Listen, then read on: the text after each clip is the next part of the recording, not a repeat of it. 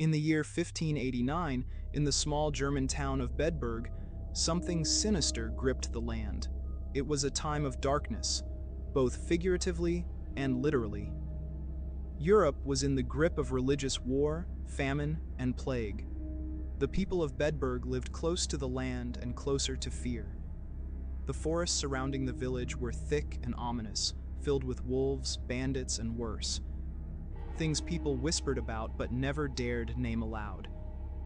Superstition wasn't just folklore, it was survival. It began quietly, as these things often do.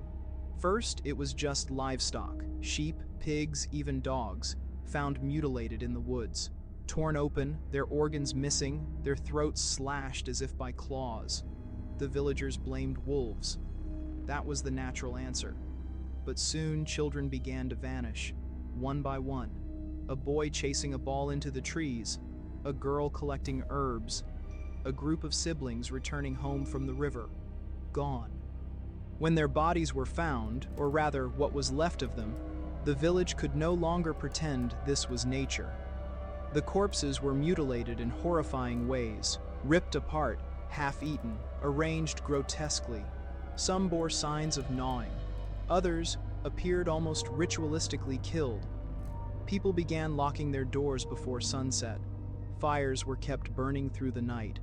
And still, the killings continued. Fear turned to hysteria. The people began to believe they weren't dealing with a wolf at all. They were facing a creature from nightmare, something that had walked out of the old pagan myths that the church had tried to erase. A werewolf. For many modern minds, the idea of a werewolf sounds like fiction, something out of horror films or old legends. But in 16th century Europe, belief in werewolves was widespread and very, very real. Pamphlets circulated about beastmen in France, in Switzerland, in the Black Forest. People were arrested and executed based on accusations of shapeshifting. It was the era of the witch hunts, and the line between man and monster was easily blurred, especially by fear, ignorance, or politics. In Bedburg, one name soon surfaced in the midst of the growing paranoia: Peter Stumpp. He was a respected member of the community, or so it seemed. A wealthy farmer who had lived in the area for decades. A widower, a father. He spoke politely, paid his taxes, went to church. But as villagers grew desperate for answers, and the church pressured local authorities to act, suspicion found its way to his doorstep. Then came the incident that sealed his fate. A group of hunters, organized to finally track and kill the creature terrorizing the region, spotted a large black wolf near the edge of the forest. They chased it on horseback, through thickets and over streams, until the animal vanished behind a ridge. Moments later, standing in its place, was Peter Stumpp, alone, disoriented, and unarmed.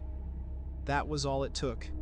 He was arrested immediately, brought in for questioning, and what followed was one of the most disturbing confessions ever recorded in European history.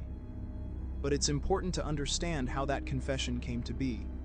Torture wasn't just a tool in 16th century justice, it was standard procedure.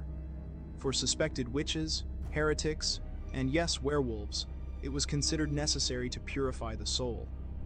And Peter Stumpp was tortured relentlessly. Under agony, he confessed to a story so twisted, it blurred the line between horror and madness. He claimed he had practiced black magic since the age of 12, that he had made a pact with the devil himself. In return for his loyalty, the devil had given him a magical belt, one that, when worn, would transform him into a savage wolf-like creature. He described his wolf form as strong and mighty, with eyes great and large, which in the night sparkled like fire. He said he was faster than any beast, able to tear through flesh and bone with ease. And then came the details of his crimes.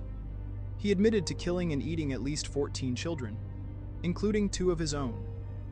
He described how he lured them into the woods, dismembered them with his bare hands, and fed on their hearts.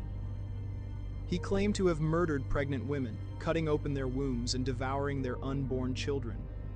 He confessed to incest with his own daughter, and with a relative he referred to as his sister in the devil. The sheer scale of the depravity shocked even the most hardened inquisitors. His daughter, Sybil, was arrested as well, along with his mistress, who was accused of being complicit in his crimes. The three of them were sentenced together. The execution was a spectacle. On October 31st, yes, Halloween, 1589, a massive crowd gathered to witness what was meant to be both punishment and purification. Peter was placed on a torture wheel. His flesh was torn from his body with red-hot pincers. His arms and legs were broken in multiple places. Then he was decapitated, and his body burned. His head was placed on a spike along with the remains of the alleged magical belt as a warning to others. His daughter and mistress were also executed by being flayed and burned alive. The town of Bedburg went quiet after that. The killings stopped, or so the story goes. But there are many who believe Peter Stumpp's story is not what it seems. For one, there was no evidence beyond the confession. No belt was ever found, no eyewitnesses to his crimes, no physical proof that tied him to the murders. His confession was obtained under days of torture. Is it possible he simply said what they wanted to hear in order to stop the pain? It's also worth noting the time period. Germany in the late 1500s was a place of deep religious conflict. The Protestant Reformation had splintered Europe, and Catholic authorities were desperate to retain control. Peter Stumpp was a known Protestant in a Catholic region. Some scholars believe his execution was not about werewolves or murder, but about sending a message. And then there's the question of psychology. Some modern interpretations suggest Peter may have suffered from mental illness, perhaps schizophrenia, or a condition now known as clinical lycanthropy, in which a person genuinely believes they are transforming into a wolf or beast. It's rare, but documented even in modern psychiatric literature. But perhaps the most unsettling thought of all is this. What if Peter Stumpp believed every word of his confession? What if he did feel something take over him? What if the devil, whether real or imagined, did whisper to him in the dark? Or what if the villagers were right? Because the story doesn't end with his death. Over the centuries, sightings of a black wolf in the forests near Bedburg continued. Locals sometimes spoke of a shadow that moved like a man, but with glowing eyes. A few even claimed to have heard howls that sounded almost human. Was Peter Stumpp a man warped by madness, a victim of a brutal justice system, or was he truly a monster hiding in plain sight? That's the terrifying part of this story, not just what happened, but that we'll never truly know the truth. Let me know what you think in the comments. Was Peter Stumpp a werewolf, a murderer, or just another victim of a time when fear ruled everything? And if this tale left you looking over your shoulder, subscribe to the channel, because more stories like this are coming, and some of them might be even darker.